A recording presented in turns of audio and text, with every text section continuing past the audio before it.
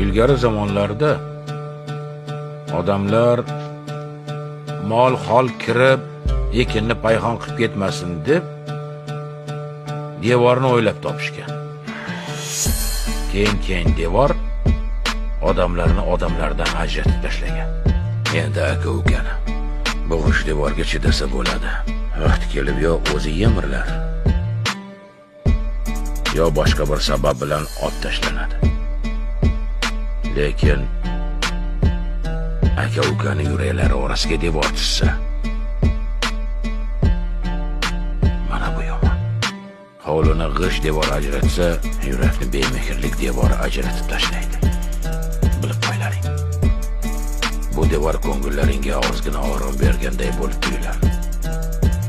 Ammo qiyomatdagi javobiga og'ir kechadi.